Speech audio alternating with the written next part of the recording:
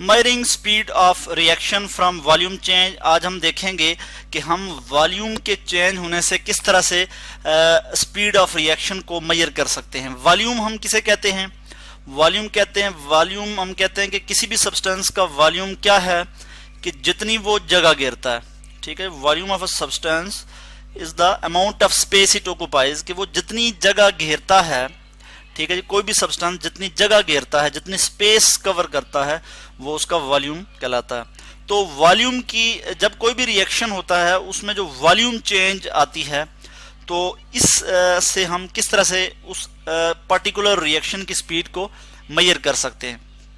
तो हम जो चेंज को किस तरह से ऑब्जर्व कर सकते हैं, पहले तो हम ये बात कर लें कि जो चेंज है, ठीक है जी, उसको हम या केमिकल रिएक्शन की जो स्पीड है या उसमें जो होने वाली चेंजेस हैं उसको हम किस तरह से मेजर कर सकते हैं।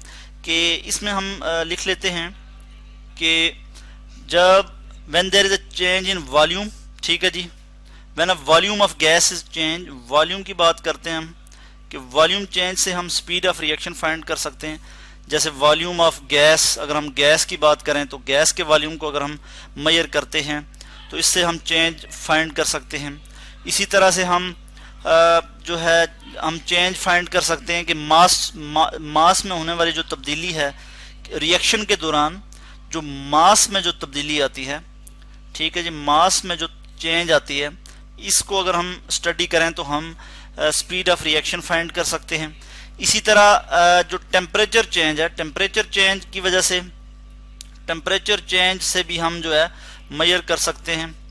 Temperature change, TMPERATUR, temperature change से भी हम स्पीड ऑफ केमिकल रिएक्शन जो है वो मेजर कर सकते हैं।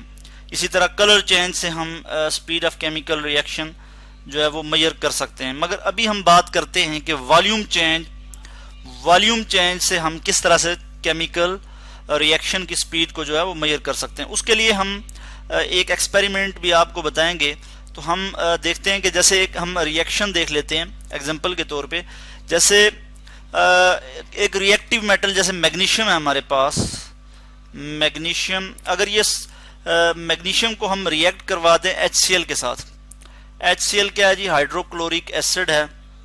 मैग्नीशियम सॉलिड स्टेट में होगी और हाइड्रोक्लोरिक एसिड एक्वस स्टेट में है, एक्वस स्टेट में। इनका आपस में अगर हम रिएक्शन करवाएं तो क्या होगा कि हमारे पास आ जाएगा magnesium chloride MgCl2, magnesium chloride aqueous form में आ जाएगा हमारे पास। और उसके साथ ही हमारे पास क्या आ जाएगा? हाइड्रोजन गैस जो है वो इवॉल्व होगी, हाइड्रोजन गैस निकलेगी, H2 हाइड्रोजन जो है वो गैस जो है वो यहाँ से निकल जाएगी। तो इस रिएक्शन को हम किस तरह से करते हैं कि मैं यहाँ पे आपको दिखा दूँ, पूरा अपरेटस दिखा देता हूँ कि हम इसको लेबॉर्ट्री में जो है वो किस तरह से इस रिएक्शन को जो है वो प्रोसीड कर सकते हैं। तो मैं स्क्रॉल कर लेता हूँ यहाँ पे, ठीक है। ये आप देख सकते हैं कोनिकल फ्लास्क है और ये सिरिंज है।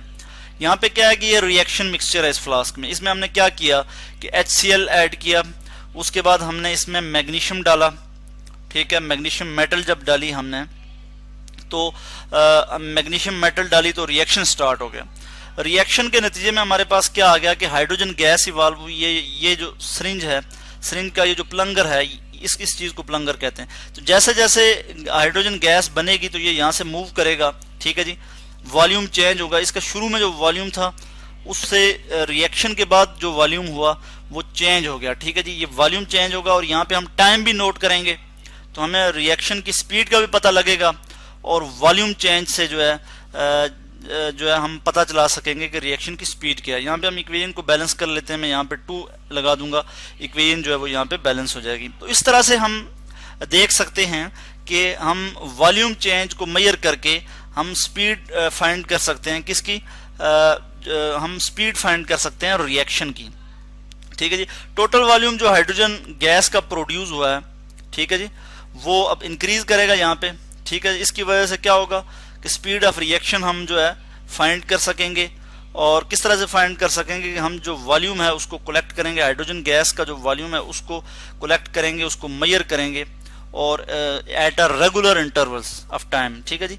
उसके साथ हम टाइम भी नोट करेंगे। तो टाइम के साथ साथ जितनी हाइड्रोजन गैस बनेगी, ठीक है जी, और एक पॉइंट पे आके रिएक्शन स्टॉप हो जाएगा तो हम कहेंगे कि यहाँ पे रिएक्शन अब स्टॉप हो चुका है और जो है हाइड्रोजन गैस जितनी बननी थी वो बन चुकी है, और उसके बाद टाइम के एतबार से हम जो है वो उस रिएक्शन की स्पीड जो है फाइंड कर लेंगे। तो इस तरह से आज हमने देखा कि हम किस तरह से वॉल्यूम चेंज से जो है वो स्पीड फाइंड कर सकते हैं रिएक्शन की।